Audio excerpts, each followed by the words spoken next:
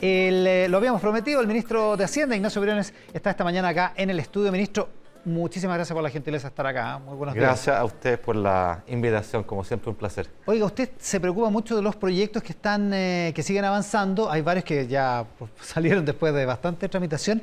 Y el proyecto el de empleo, el que flexibiliza el seguro de desempleo, la verdad es que se ha demorado más de la cuenta, ¿no? Se ha demorado muchísimo, la verdad es que ha tenido un transitar largo, difícil. Tuvo un muy buen recorrido en la Comisión de Hacienda del Senado, donde yo quiero agradecer además la labor de esa comisión y su presidente, el senador Letelier, donde se hicieron varias mejoras y a posteriori se fue dilatando, no se puso en tabla, ahora está en la Cámara, pasó por la Comisión de Trabajo, donde básicamente lo dejaron vacío en un acto político. Y yo espero que ahora en la comisión mixta podamos salir rápidamente, porque llevamos más de 50 días. Este es un proyecto que solo hace mejoras respecto a la Ley de Protección del Empleo, para que se entienda bien. Se aumentan las tasas de reemplazo, esto es el porcentaje del sueldo que el trabajador recibe, se bajan los requisitos para que más trabajadores puedan acceder y se extienden los meses en que se recibe el beneficio. Y esto es particularmente relevante. ¿Esto es con cargo al pilar solidario del seguro de desempleo? No, esto es con cargo al fondo de seguro de cesantía. Y recuerde usted que en ese fondo el Ejecutivo, el Gobierno, el Estado, compromete a poner hasta 2.000 millones de dólares para mantener la sustentabilidad. Por eso, es con cargo a esa... Claro. Entonces, esto es importante porque, por ejemplo, yo tuve conversaciones con el mundo de la construcción, sindicatos, obreros ahí, trabajadores. Me pedían, por favor, que esto salga rápido, porque a ellos el proyecto anterior les duraba 3 meses. Entonces, ya se les está acabando. Sí, claro. Esa es la regla general, esa es la regla del seguro de desempleo. Y en protección del empleo quedó lo mismo, 3 meses.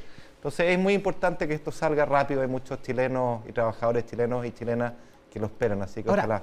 Esto lo hemos visto en varios otros proyectos, lo que la oposición reclama, y yo creo que puede tener legitimidad y puede tener un punto en eso, es que no es suficiente y por lo tanto, para obligar a la negociación, vota en contra, digamos. No es que suponga per se, porque nadie se puede oponer a ampliar los beneficios. Claro, pero eso tiene un límite. ¿Sabe por qué? Porque una cosa que la oposición nos ha criticado hasta la saciedad, y en algunas oportunidades con razón, esto de llegar rápido, hay que llegar rápido, ¿no es cierto? Y esta pandemia es extremadamente dinámica, la verdad es que es una medida tras otra, y acá la necesidad de llegar con sentido de urgencia es fundamental. Entonces, para los chilenos resulta difícil de entender que cuando uno va con un proyecto que además se ancla exactamente en lo que firmamos en el acuerdo nacional, en el acuerdo hace 2 meses atrás, el del 14 de junio, y junio, que se mejora, y el gobierno tiene toda la flexibilidad a patrocinar esas mejoras, porque entendemos que lo que queremos es mejorar las condiciones.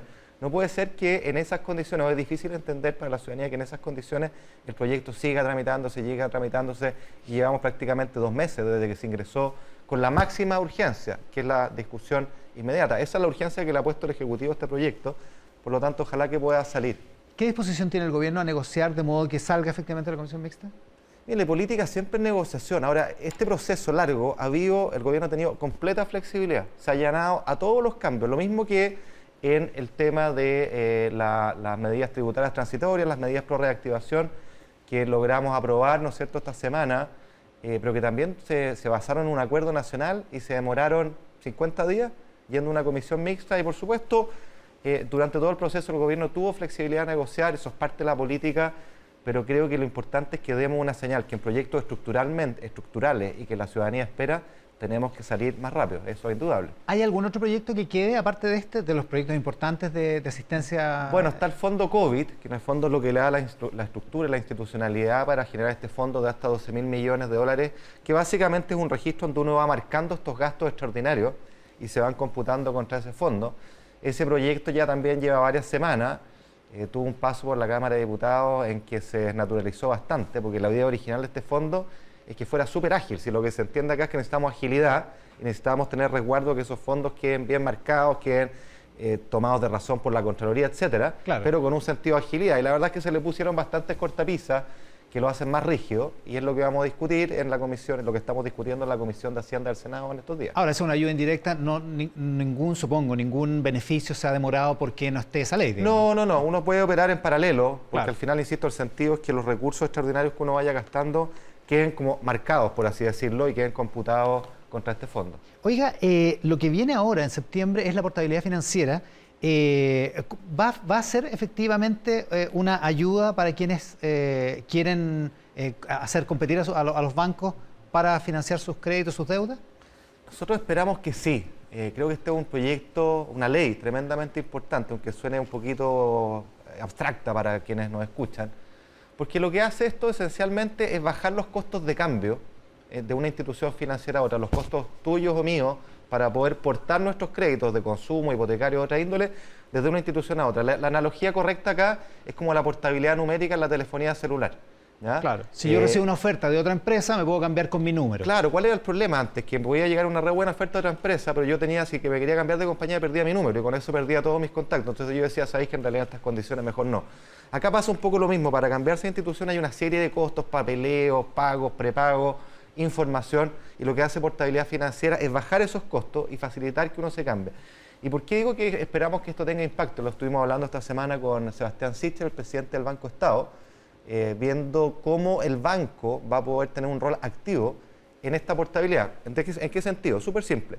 Imagínense una persona que tiene un crédito con una institución acá, del retail, quizás una cooperativa, quizás una caja de compensación, no tengo idea, otro crédito por allá.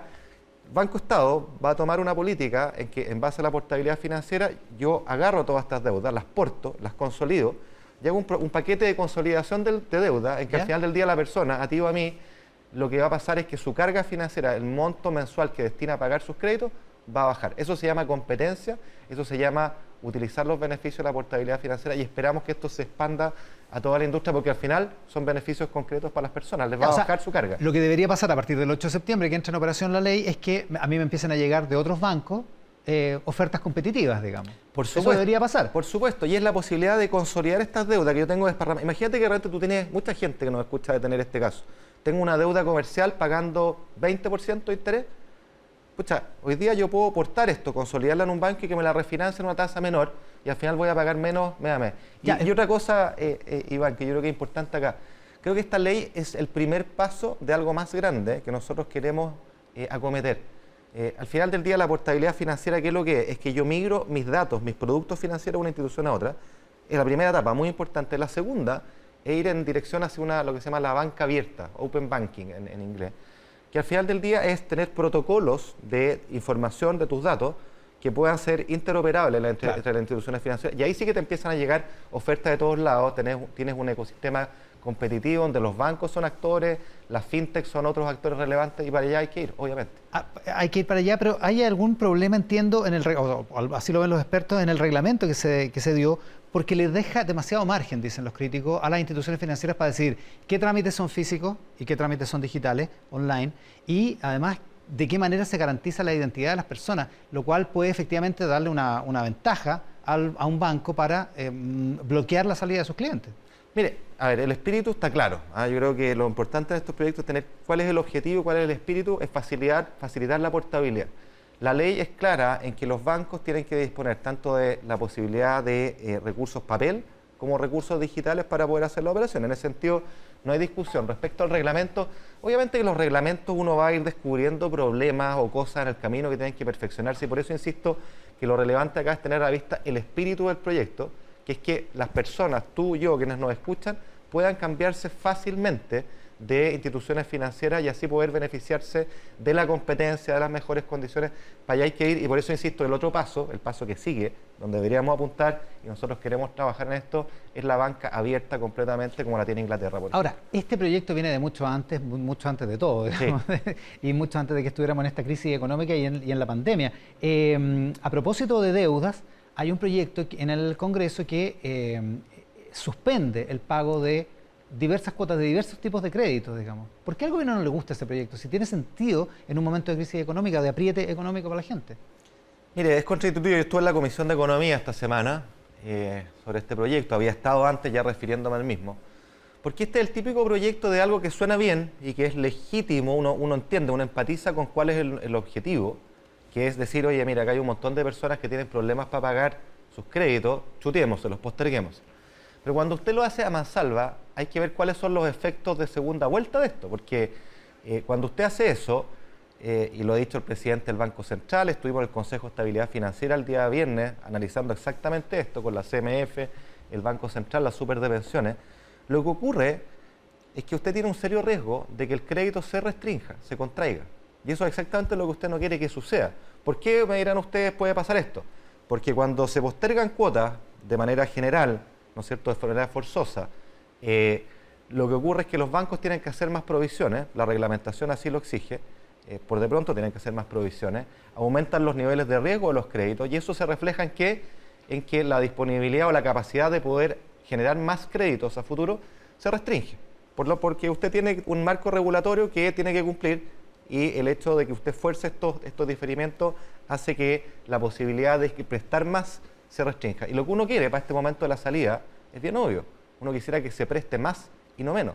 Hay una gran particularidad de esta crisis, que es algo que como ocurre y como está bien, nadie la valora, pero es una cosa muy novel. En esta crisis, el crédito, a diferencia de todas las otras crisis económicas, no se ha contraído. El crédito comercial ha subido, no ha bajado.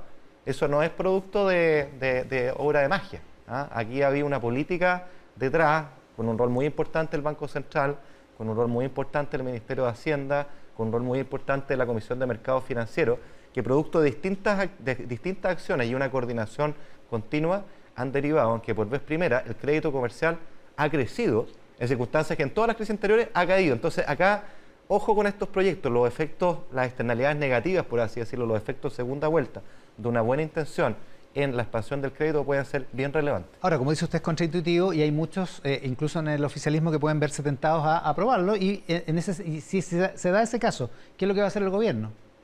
Bueno, nosotros por de pronto ingresamos una indicación sustitutiva donde el proyecto que nosotros habíamos anunciado de permitir postergar los créditos hipotecarios para las familias de clase media, es decir, propiedades hasta 10.000 UF de valor de la hipoteca o 5.000 UF de avalúo fiscal aproximadamente. Familias que hayan tenido pérdidas de ingresos que pudieran hacer esta postergación, pero no contra nada. Había una garantía estatal que precisamente le permitía a los bancos hacer esta postergación de manera generalizada, pero sin comprometer su solvencia, sin comprometer su liquidez y sin comprometer los resguardos regulatorios que la obligarían a tener que bajar el crédito. Porque está la garantía estatal. Claro, la garantía estatal hace ese efecto, suple ese defecto que tiene el proyecto de ley que usted señala y que además no solo refiere a los hipotecarios, refiere también a los créditos de consumo y de otra índole. Ahora, los hipotecarios son la parte más relevante de esta ecuación y nosotros vamos a seguir empujando en esa dirección, de que sea contra una garantía, porque lo que queremos es lograr el objetivo de aplazar estos créditos para las familias que lo necesitan, pero sin comprometer la capacidad de que los bancos y las instituciones financieras expandan el crédito. Esto es muy importante, Iván. Lo que necesitamos para la recuperación es que el crédito siga fluyendo y que se expanda, y en caso alguno que se contraiga. Si se contraiga, la recuperación va a ser mucho más difícil. Ministro, hay hartos temas, hay algunos que tienen que ver con la disposición que ha tenido el gobierno y usted mismo para negociar con la oposición en el último tiempo, pero también algunos temas que tienen que ver con el futuro, con lo que va a pasar en la discusión constitucional respecto de la economía. Le propongo que hagamos una pausa y seguimos. Bien, ¿Le parece? bien. Hacemos la pausa en Mesa Central por la pantalla del 13 en simultáneo con Tele 13 Radio. Estamos con el ministro de Hacienda, Ignacio Briones, esta mañana en Mesa Central por la pantalla del 13 y en simultáneo con Tele 13 Radio y todas nuestras plataformas. Ministro, me empiezan a llegar preguntas durante los comerciales, evidentemente. Y se están empezando a llegar al final de los plazos, porque esta crisis ha durado mucho más de lo que pensamos cuando se legisló incluso. Y por ejemplo, empiezan a llegar los pagos de las primeras cuotas de los créditos de las pymes, los créditos COVID de las pymes. ¿Se piensa ya en una postergación porque hay muchas actividades que no se han reiniciado?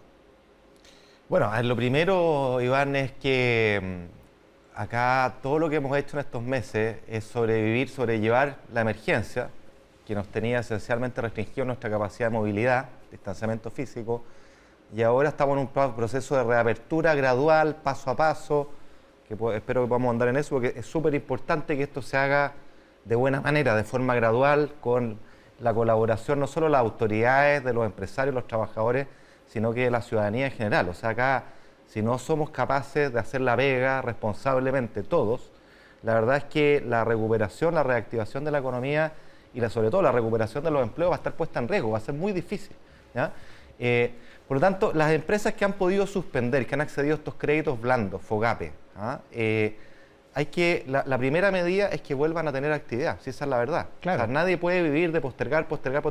Al final del día creo que incluso es un flaco favor. Ya, pero ¿qué hacen por mientras, digamos? Bueno, lo que hay que hacer por mientras es tener que abrir, ¿no es cierto? Y tener en cuenta además que el programa FOGAPE, si estamos pensando en ese programa, no se acaba. El programa sigue vigente hasta abril del otro año. Eso es algo que yo siempre repito porque se nos dice, oye, mira, estos son los números los 3 meses, que no han llegado al objetivo que tenían de plata. Hoy llevamos 12.000 millones de dólares en 3 meses, es una cifra bien grande, y este programa dura hasta abril. Entonces, acá tiene que haber un segundo impulso para recuperarse, para levantarse, para que estas platas que estas empresas tuvieron para sobrevivir, para estar con ventilación mecánica, bueno, ahora tienen que necesariamente tener un segundo impulso a través de la palanca del crédito, a través de otras medidas que impulsaremos como gobierno para levantarse, operar, y eso al final, en definitiva, es lo único que importa, es poder producir, es poder generar empleo, es poder tener la fuente permanente de mis ingresos que se basa en la actividad económica, en la actividad comercial de la pequeña, la mediana, la gran empresa. Pero el gobierno está abierto a que haya flexibilidad o que haya extensiones de... Por supuesto, nosotros siempre vamos a buscar las mejores fórmulas para que eso ocurra. Lo importante es hacerlo con responsabilidad, porque la solución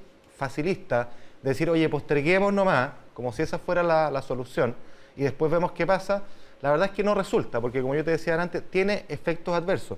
La postergación de créditos indiscriminada, sin más requisito que simplemente que la ley lo obligue, es una mala idea, no porque el objetivo no sea loable, sino porque puede tener como consecuencia, así lo ha dicho el Banco Central con mucha claridad, la CMF con mucha claridad, y yo también lo digo hoy día con mucha claridad, puede tener como efecto que el crédito se restrinja. Y lo que nosotros queremos, precisamente respondiendo a tu pregunta, es que el crédito fluya precisamente para apoyar la recuperación de los distintos emprendimientos. Ministro, el senador Carlos Monte, en una entrevista que le hace a Paula Comandari, que se publicó en T13.cl hace algunas horas, dice que considera que el gobierno está cada vez más duro en la negociación.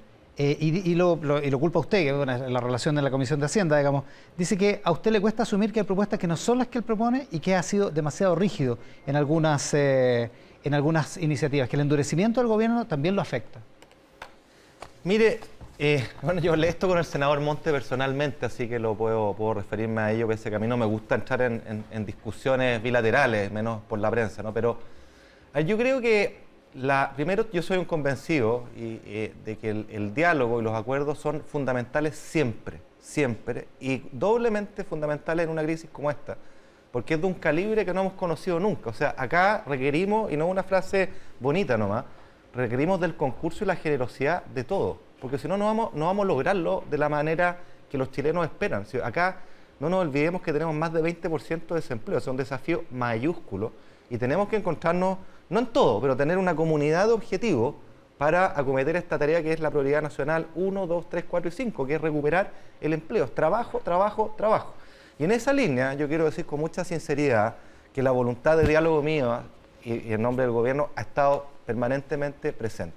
La prueba de esto, Iván, es que hace 2 meses tuve el privilegio de encabezar en nombre del gobierno el acuerdo nacional que firmamos, ¿no es cierto?, y en el cual el senador Montes participó. Estuvimos 2 semanas encerrados, trabajando duro, discutiendo, escuchándonos, muchas veces con momentos de tensión. Montes dice que no lograron mucho. Bueno, es que, mire, yo sí, en cambio digo, sí logramos mucho, porque yo le asigno la mayor importancia a ese acuerdo. Quizás esa es la diferencia entre el senador y yo. Yo creo que ese acuerdo es tremendamente relevante porque se hace en un ámbito acotado. Quizás esa es la crítica que muchos le hacen, que aquí no está todo. Bueno, exactamente, aquí no está todo y por eso tiene valor, porque fuimos capaces de ponernos de acuerdo en lo esencial. Y por eso que eso esencial, ese acuerdo, es muy fundamental que lo respetemos. En ese acuerdo estuvo la voluntad de diálogo de todos, la del gobierno, representado a través mío, de otros ministros que tuvieron un rol muy importante, de los senadores que ahí participaron, del diputado Ortiz.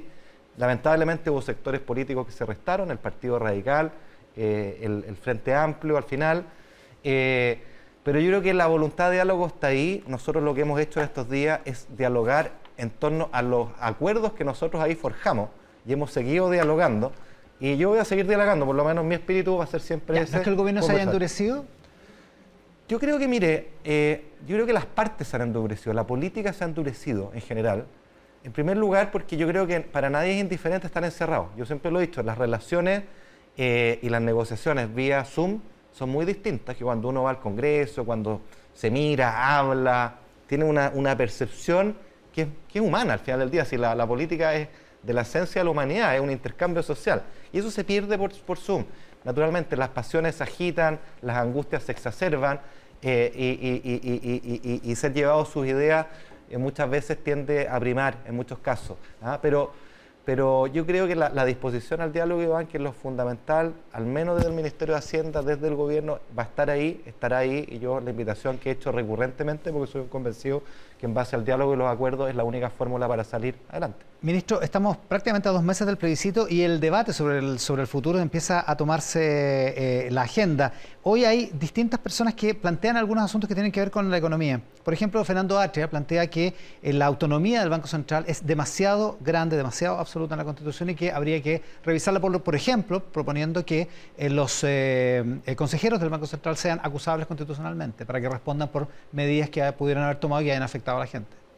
Mire, no he analizado en detalle, lo único que sé es que hoy día hay una visión bastante compartida de que el Banco Central tiene que ser autónomo, y no lo digo solo en Chile, lo digo en el mundo. Esto es una experiencia que los países han aprendido desde los 80, que cuando se consolidó la autonomía de los bancos centrales, y que muestra una sola cosa, que en el combate de la inflación, que al final es un impuesto que afecta sobre todo a la gente de menores ingresos, y en velar por la estabilidad del sistema de pago, los bancos centrales autónomos han hecho una pega infinitamente mejor que cuando esa autonomía estaba en tela de juicio. En el pasado, digámoslo con claridad, y este debate lo tuvimos a propósito de la posibilidad de que el Banco Central, una reforma constitucional y una ley orgánica que acabamos de aprobar, pueda adquirir en el mercado secundario bonos de tesorería. Tuvimos esta discusión. Cuando los bancos centrales empiezan a financiar al fisco, cuando tienen línea directa, cuando el Ministerio de Hacienda, el Ministro de Hacienda y el presidente del Banco Central no solo tienen línea directa por teléfono, sino que son más o menos la misma persona, los países tienen tremendos problemas porque caen en la inflación. Nuestra propia experiencia, nuestra propia historia económica, Iván, lo muestra. Cuando se ha perdido esa autonomía en el pasado, hemos tenido episodios de inflación que han derivado en hiperinflación. Yo creo que esa es una lección a sacar muy importante y, por lo tanto, en toda nueva constitución, creo que la autonomía del Banco Central, que ha dado pruebas de ser un lujo, de ser de un altísimo nivel y de haber acometido su rol con creces, tiene que ser resguardada sin duda alguna. Hay otra definición económica que es de una persona de su sector, de Joaquín Lavín, que dice que está por el fin de la focalización, de que eso se termine, y que pasemos a un estado de derechos sociales garantizados. Y también el fin del estado subsidiario como tal, que no le interesa tanto la definición constitucionalmente hablando. ¿Qué le parece esa discusión en el marco de la discusión constitucional? Me parece, por cierto, que son todo el tipo de cosas que son debatibles. Yo creo que nuevamente volvemos al diálogo, al escucharnos, al presentar argumentos, a salir simplemente de la frase cliché, que yo creo que es algo que nos ha invadido mucho en estos meses de pandemia, en este año post-crisis social también. El cliché y la frase queda y no nos detenemos a analizar los argumentos. Yo espero que tengamos espacio para dialogar, para presentar argumentos, porque sobre esos dos temas, dos reflexiones. Primero, no cabe duda que estamos en una etapa donde hay ciertos pisos en distintas áreas que tenemos que tener pisos exigentes y comunes para todos. Ahora, yo no abandonaría el principio de focalización por una razón muy sencilla. Cambiémosle el nombre. La focalización no es otra cosa que un principio de justicia distributiva, donde usted sobreconcentra los esfuerzos en aquellos que tienen más carencias, más necesidades, y los desconcentra o lo hace menos exigente en aquellos que tienen menos necesidades. Y eso parece ser un principio de justicia bien fundamental. Yo quisiera sobreinvertir, sobreapoyar, precisamente porque son personas, son familias que parten de más atrás, a aquellos que tienen más carencias, ¿no es cierto? A ellos darles más y no darles lo mismo a aquellos que sí tienen más. Entonces la focalización yo la pensaría más bien en una lógica de justicia distributiva básica, que parece del todo razonable, sobreapoyar, sobreinvertir en quienes parten de más atrás. Y respecto a la subsidiariedad, yo creo que acá, de una vez por todas, tenemos que entender y descorticar, desmenuzar bien qué significa el concepto. Porque acá también ha habido una utilización un poquito mañosa, genérica, de qué es lo que es la subsidiariedad, que algunos lo ven como que básicamente se prescinde del rol del Estado. Eso es una caricatura. ¿Le impidió al Estado hacer algunas cosas? La subsidiariedad, en el fondo de los fondos, ¿qué es lo que es?